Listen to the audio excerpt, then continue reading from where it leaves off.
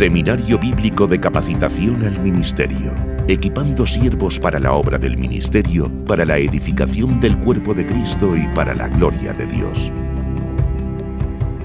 Holy, holy, holy, Lord God Almighty. El siguiente punto se titula Sé un siervo con una vida bien vivida. Una vida bien vivida. Una vida bien vivida es aquella que está alineada con la voluntad del Señor. Esa es una vida que está bien vivida. Una vida que constantemente se está ajustando a la voluntad del Señor. Una vida bien vivida no es aquel que tiene una buena casa, que tiene un buen sueldo, que tiene una familia. A veces creemos que eso es tener una vida bien vivida. Tú puedes tener todo eso y tener un caos en tu familia, en tu vida, en tu corazón. Necesitamos tener una buena vida y para tener una vida bien vivida, una vida conforme a la voluntad del Señor, constantemente tenemos que estar alineando nuestras vidas a la voluntad del Señor. Porque una vida que es vivida conforme a la voluntad del Señor es una vida que tiene como propósito glorificar a Dios. Todo lo que hago, busco darle la gloria a Dios. Vivir la vida para la gloria de Dios en diferentes direcciones, esto es algo contrario a lo que hace este mundo. Al final, vivir para la gloria de Dios es ir a contracorriente. Las personas no viven para la gloria de Dios, las personas viven para su propia gloria. Las personas buscan su reino, su nombre y su voluntad. Por el contrario, nosotros buscamos su nombre, su reino y su voluntad.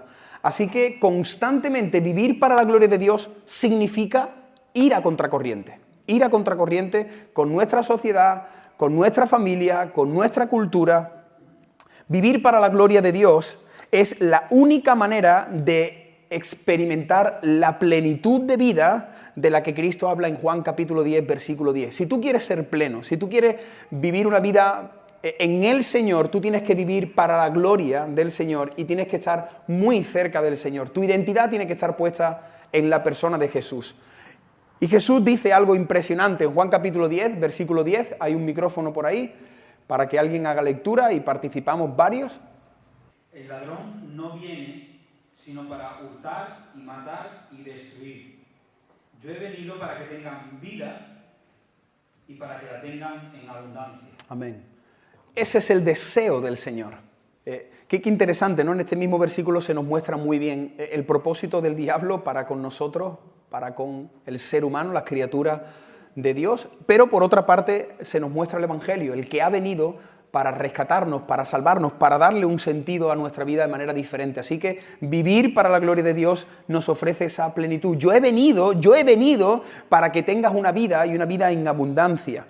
Esto de la gloria de Dios es un concepto muy amplio, necesitaríamos mucho tiempo para hablar de esto, pero quiero recomendaros, si no lo habéis hecho, podéis ver en el canal también de YouTube, precisamente hace 2 meses, el libro que estamos estudiando de Cambios Profundos, el capítulo 9, hablaba sobre glorificar a Dios. ¿Qué es esto de vivir para la gloria de Dios? A veces utilizamos este concepto que puede ser muy abstracto, puede sonar muy espiritual, ¿no? Pero ¿qué significa vivir para la gloria de Dios? ¿Cómo puedo yo glorificar a Dios en mi trabajo? ¿Cómo puedo yo glorificar a Dios jugando a fútbol, comiendo o paseando?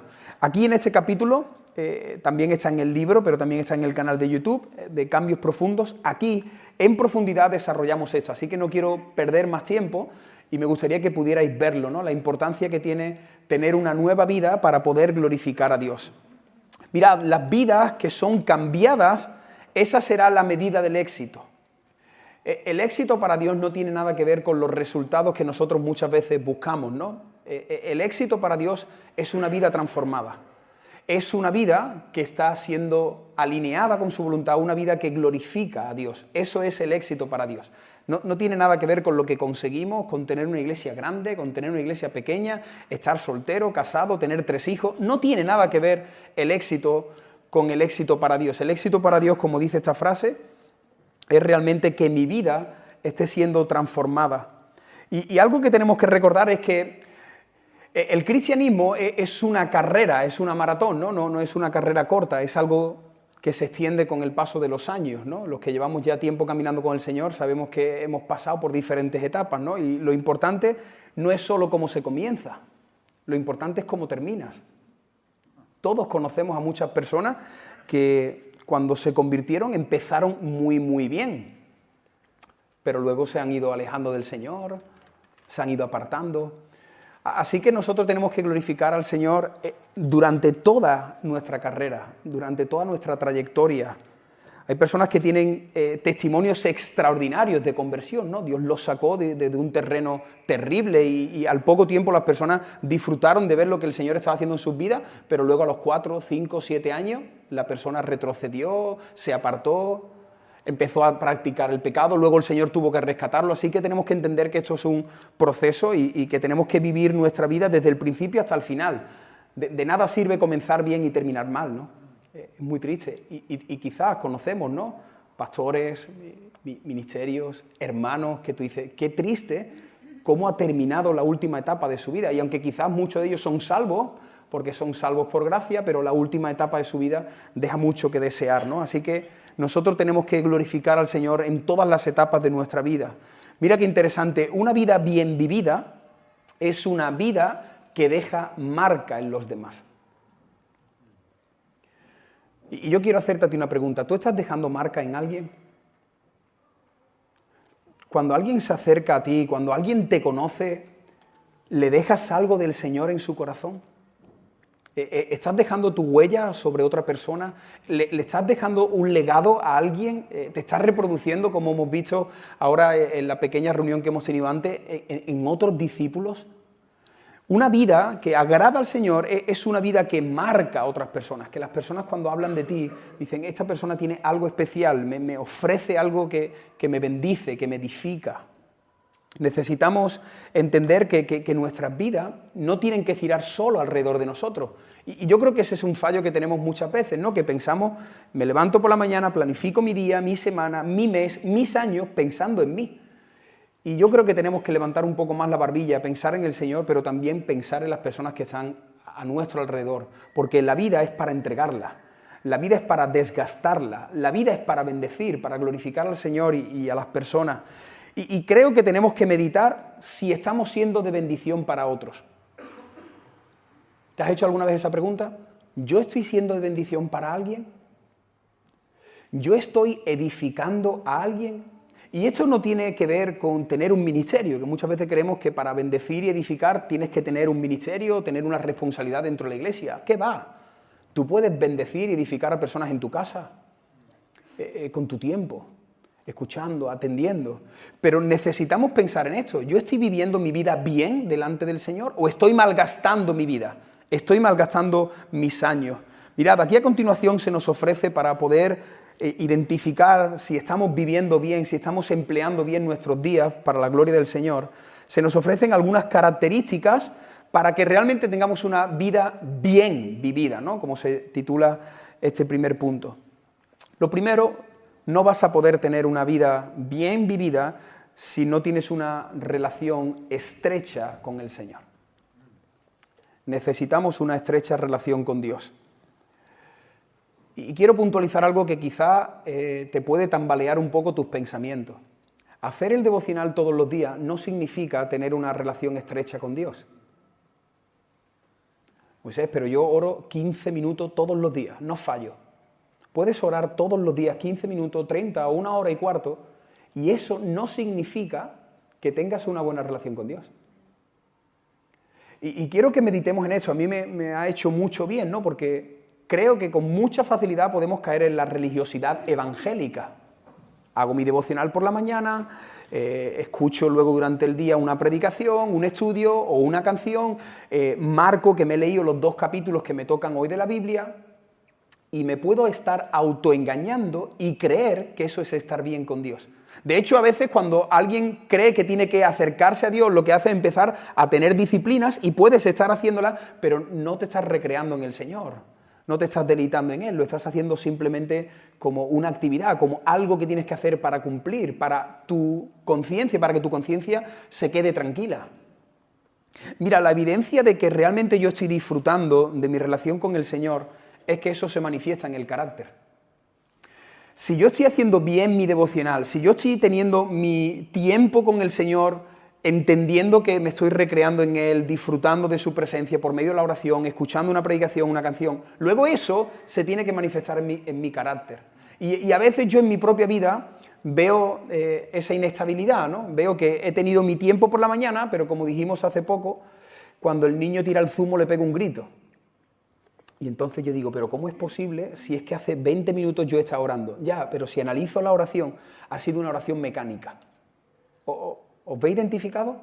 Una oración religiosa, una oración superficial, una oración con las mismas palabras de ayer. Entonces salgo de mi tiempo de oración, creo que vengo de estar con el Señor, pero no soy capaz de tener templanza en el momento que el niño tira un zumo. Y esto es importante, cada uno de nosotros tenemos que evaluar nuestras vidas, porque evaluando tu vida vas a ver cómo se encuentra tu relación con el Señor. Y creo que hoy día estamos en una generación donde estamos sobrecargados de información y de predicaciones. Seguramente durante la semana has escuchado varias predicaciones, has leído varios devocionales, nos saturamos unos a otros con mira este vídeo, mira este artículo, y creo que por ahí no va la cosa. Estar bien con el Señor no es estar enredado en información, en teología. Es meditar, es buscar el rostro del Señor, pedirle al Señor, Señor, gobierna tú mi corazón, mi mente. Mira, quiero poner este área de mi vida delante de ti, ¿no? Así que necesitamos de verdad trabajar bien nuestra relación con Dios. En segundo lugar, necesitamos tener un carácter enseñable. ¿Tú quieres vivir bien tu vida? Deja que otros te enseñen. Porque quizás hay un punto muerto, como en la autoescuela, ¿no? Cuando vas conduciendo te dicen, mira, hay una parte del coche que no la ves. ¿Os acordáis, no? Que vas así conduciendo y de repente gira y había una moto ahí y te asustas. Hay una parte que no ves, pero que otros sí. Todos nosotros tenemos ese punto muerto, ese ángulo muerto. No lo veo. Y a veces, ¿sabes qué? Las discusiones más fuertes que tengo con mi mujer es cuando ella me apunta a mi ángulo muerto. Donde me dice, mira, esto está mal, cariño, esto... Y entonces, deja, escucha. Deja que otra persona te diga, esto lo tienes que cambiar. No te rebeles. Luego vamos a ver, sé humilde. ¿Alguien ha escuchado hablar de nuestro amigo Diótrefes? ¿Quién es Diótrefes? ¿Aparece en la Biblia? ¿No? ¿Alguien se acuerda de Diótrefes? ¿Alguien puede leer la tercera epístola de Juan, capítulo 1, versículo 9? Vaya nombre le puso la mamá, Diótrefes. Yo he escrito a la iglesia, pero Diótrefes, al cual le gusta tener el primer lugar entre ellos, no nos recibe. Muy bien. Qué bendición Diótrefes, ¿no? Vaya tela lo que se dice de él. Lo que ha leído nuestra hermana, en ese versículo lo puedes mirar ahí con tu Biblia, dice que él quería ser el primero. Y que lo que se le decía no lo recibía.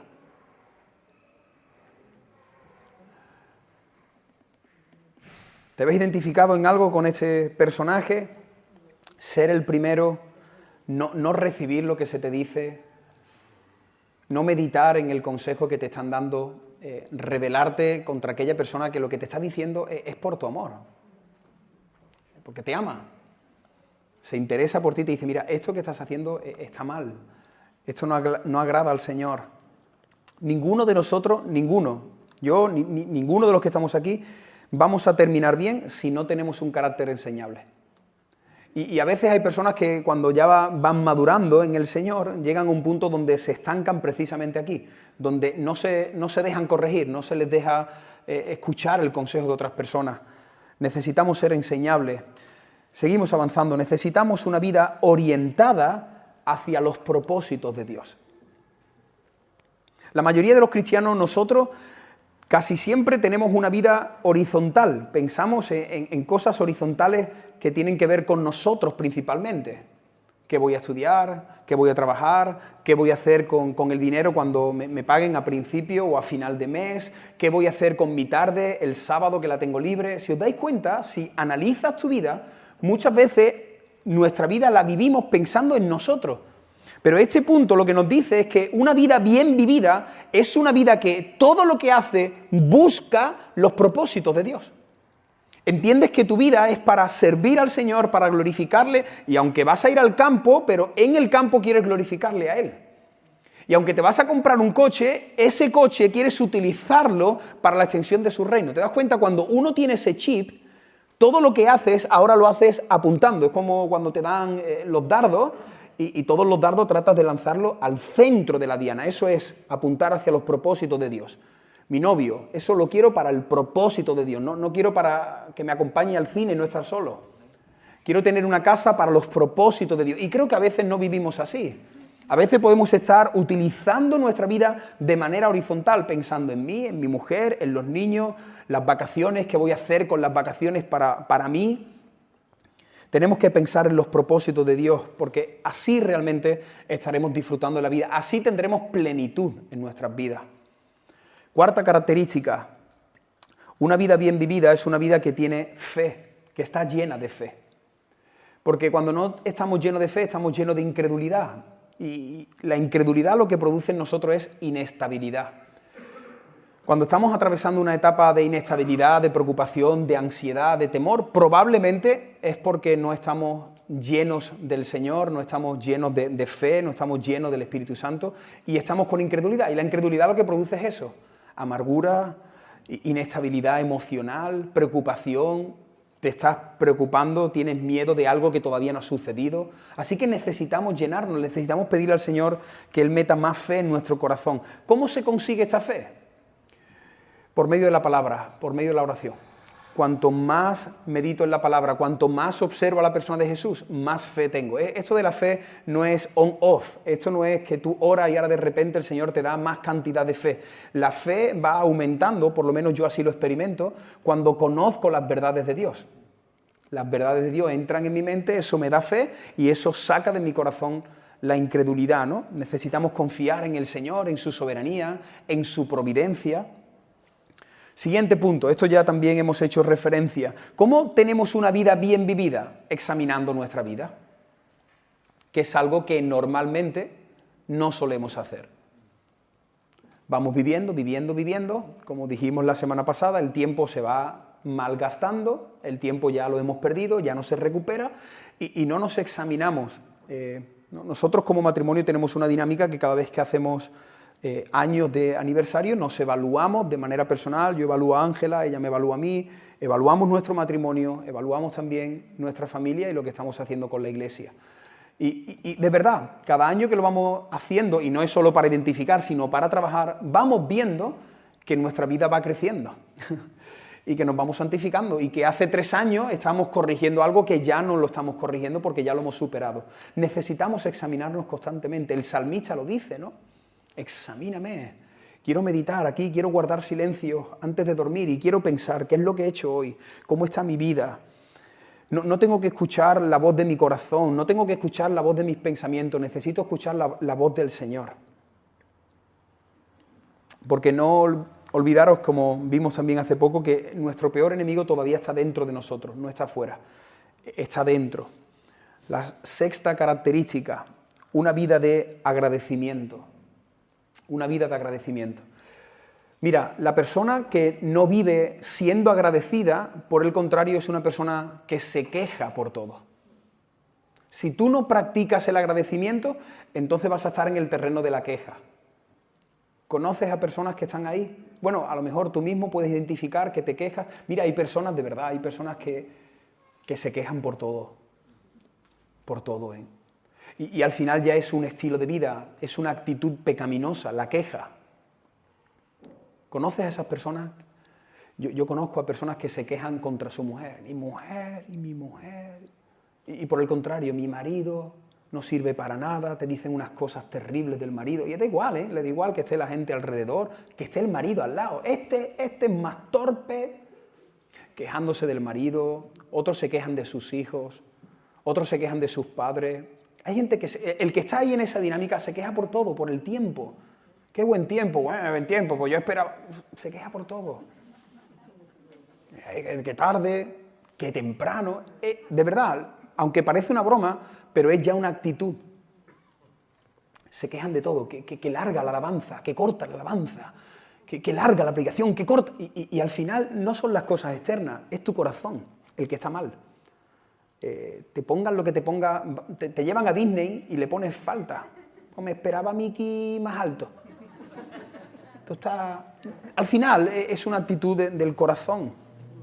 Gente que se queja, ¿no? El que tiene la casa grande, qué casa más grande, qué casa más grande. El que tiene la casa pequeña, qué casa más pequeña. Es que aquí...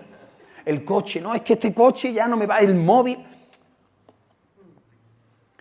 Necesitamos, de verdad, estoy diciendo todo esto para que veamos cómo muchas veces nos podemos quejar por muchas cosas y desagradamos al Señor.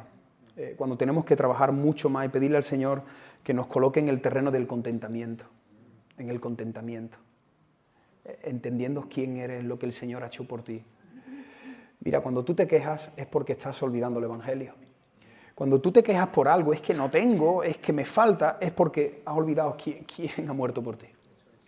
Dice la Biblia, habéis sido bendecidos con toda bendición espiritual en los lugares celestiales en Cristo Jesús. Ya está.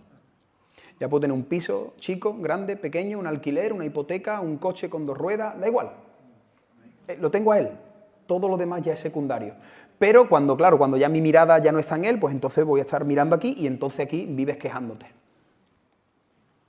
Y esto es importante para que cuando veamos que nuestro corazón se queja, podamos ir a la raíz y podamos ministrar nuestro corazón. Y cuando estemos en consejería, cuando estemos con alguien, podamos aplicarle estas verdades, decirle, hermano, sal de ese terreno, hay otro terreno de libertad, de gozo, de plenitud para ti.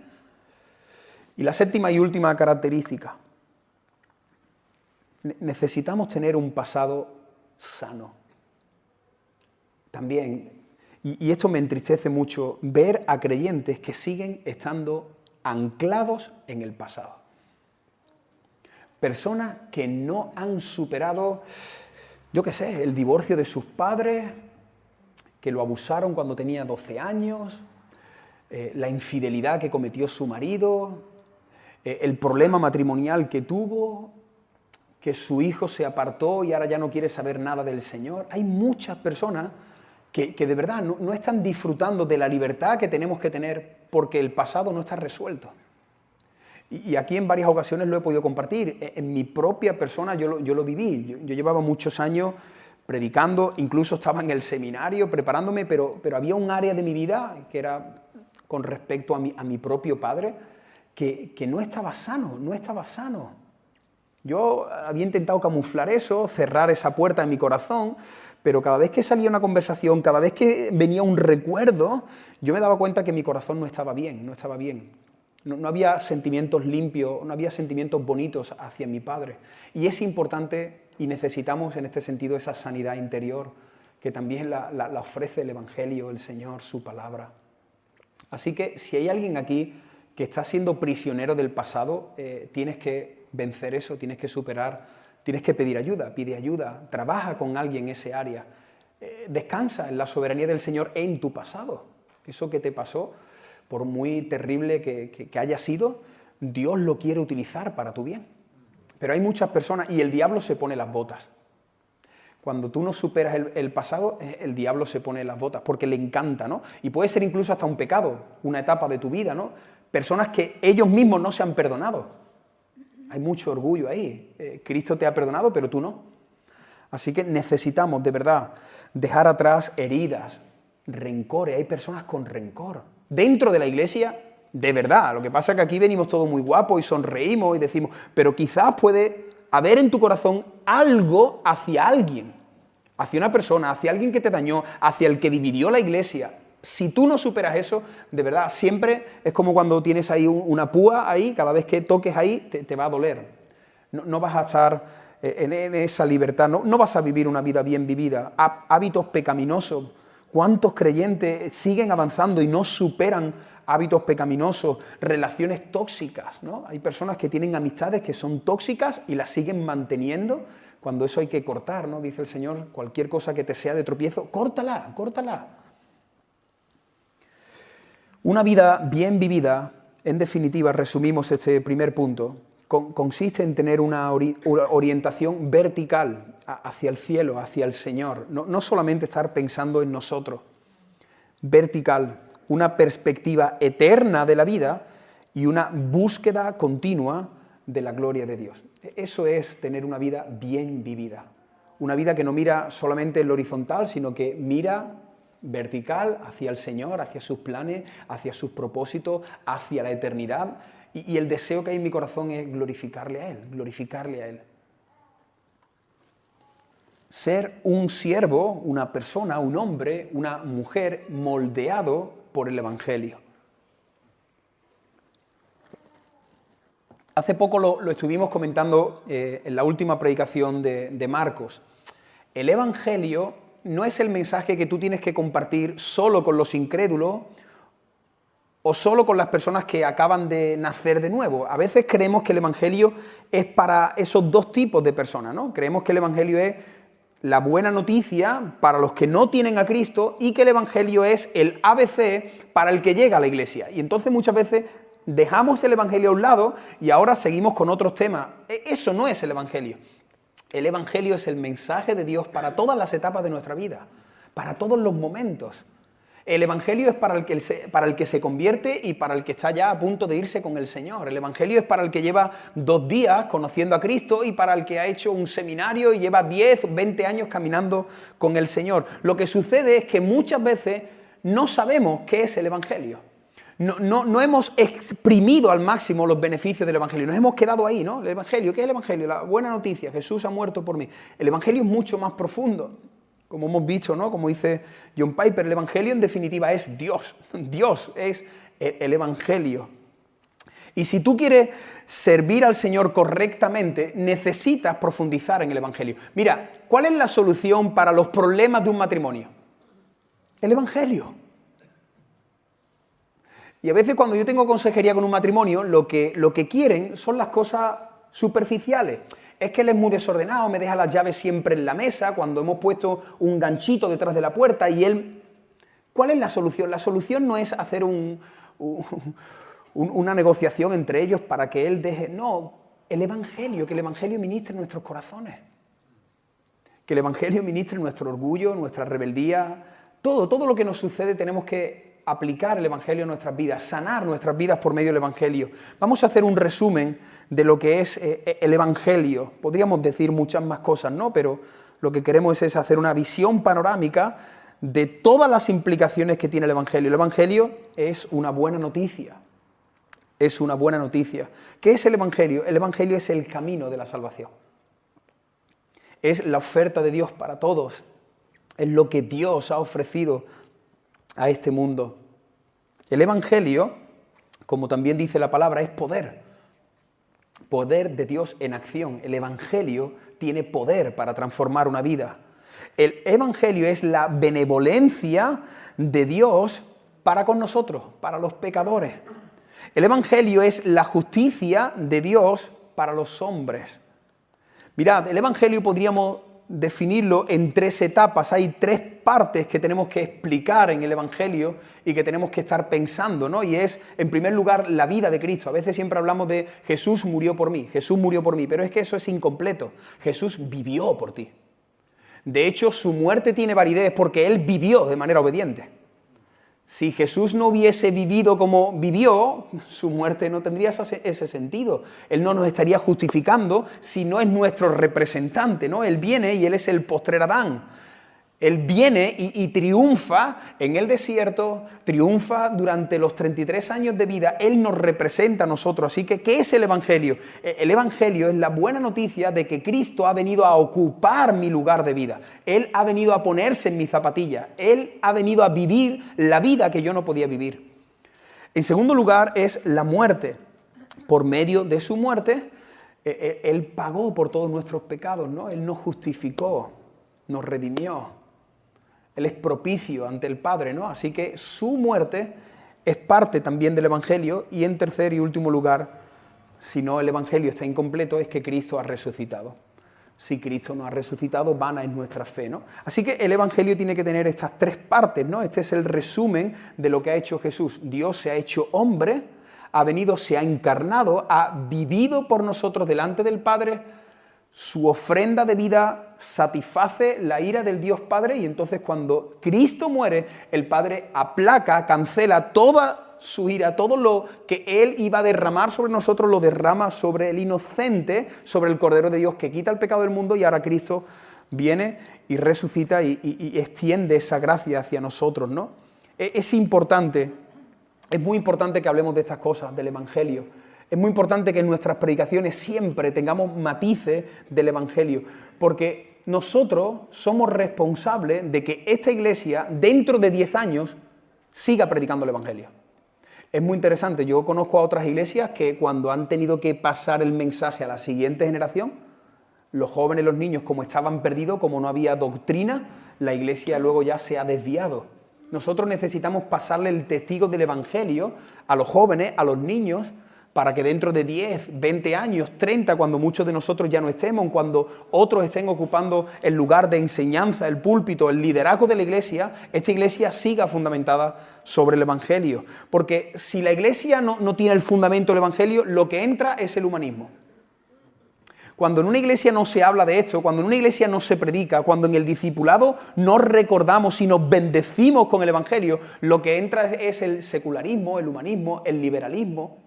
Va entrando un montón de cosas sutilmente por debajo de la puerta de la iglesia y en poco tiempo ya no tienes una congregación, sino que tienes una peña, tienes un club social donde nos reunimos, pero la presencia del Señor ya no está allí, ¿no? Vamos a meditar un poco más. Dios se encarna y muere en lugar del hombre. Estamos reflexionando algunos matices más del Evangelio. El dador de la vida perdió la suya. El que da la vida la entrega. El inocente murió en el lugar del culpable. El juez tomó el lugar del acusado. El santo fue hecho maldición. El rey que se viste de gloria fue desnudado en una cruz. El Señor fue convertido en siervo.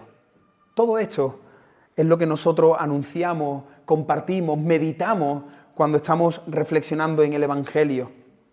Un siervo que ha sido impactado por el Evangelio. Cuando tú entiendes el Evangelio, ¿qué sucede en ti? Que eres una persona pobre de espíritu. Mateo 5.3. ¿Alguien tiene Mateo 5.3? Vamos a hacer lectura de varios textos. Allí Eunice tiene Mateo capítulo 5, versículo 3. ¿Qué produce el Evangelio en nuestro corazón? Soy pobre de espíritu, entiendo que dependo, que necesito del Señor. Bienaventurados los pobres de espíritu, porque de ellos es el reino de los cielos. Amén. ¿Qué sucede cuando tú meditas, cuando tú trabajas, cuando tú expones tu alma, tu corazón, tu carácter al Evangelio? Pues que lloras por tu pecado. El Evangelio te confronta con tu pecado.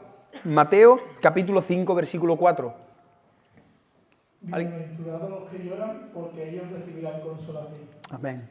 Un siervo que ha sido cautivado por el Evangelio es manso y es humilde. El Evangelio te coloca en ese terreno de la humildad, la mansedumbre. Mateo 11, 29.